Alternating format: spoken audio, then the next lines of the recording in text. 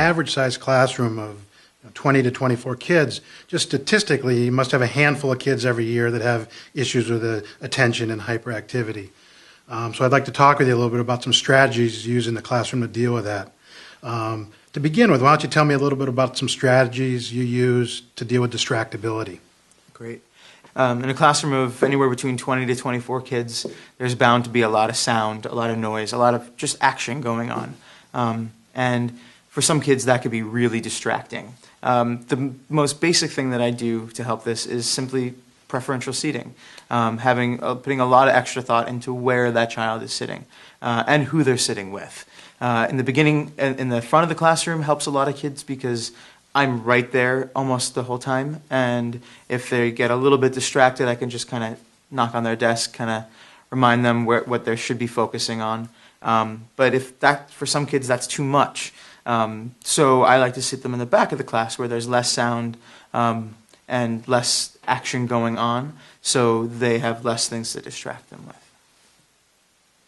So fidgeting and hyperactivity is another core symptom of ADHD. So tell me how you manage that in a classroom environment. Excellent. Well, one of my favorite things actually is that I have a box of fidget tools on my desk all year, and there's actually 2 of them on my desk. And kids are welcome to, at any point, get up and grab one if they need one. And we do a lot of talk about good choices. My favorite choice is the Rubik's Cube, because I find that you can move the pieces around without having to look at it, and it kind of gets some of the energy that kids are feeling out while allowing them to pay attention. For some kids, they might like a ball to squeeze, or they might need to use a seat cushion. This is a bumpy seat cushion. It has bumps on it to kind of give it some texture for kids. And in order to sit still, they have to use a lot of energy, but it keeps them still because it does want them to move around on it.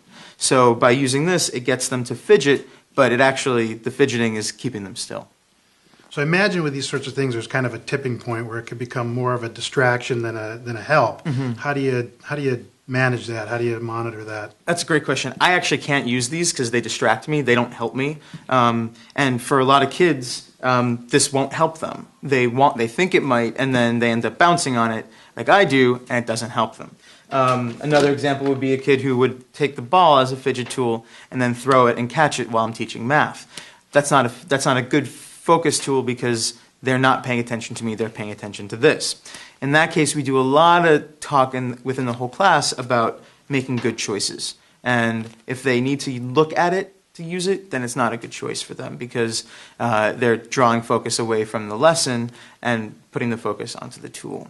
I have some smaller tools for kids to use as well that might help them, that just have little pieces that move so that they can get some energy out there. And again, tools that they don't have to look at are the ones that I want them to be using.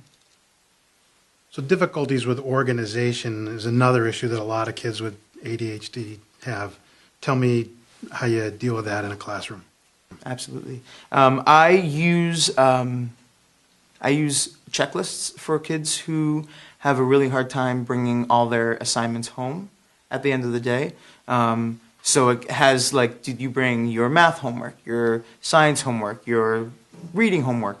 And they have to check off every day with a dry erase marker, and I laminate the checklist so that every day they just use the same one and monitor themselves.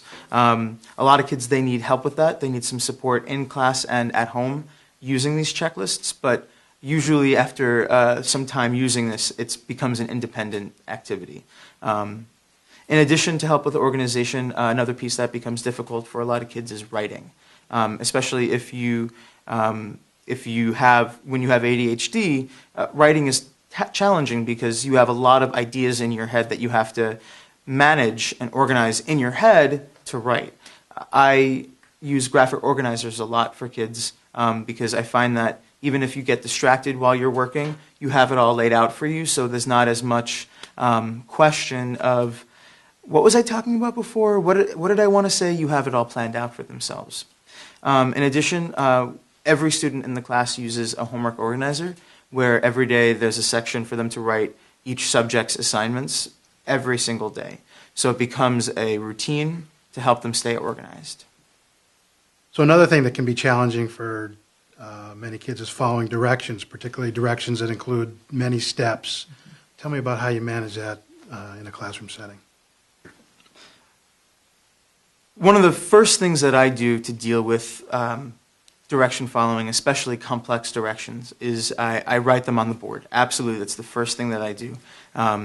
If it's written on the board, it's permanent for the kids so that they can see it and see what is expected of them.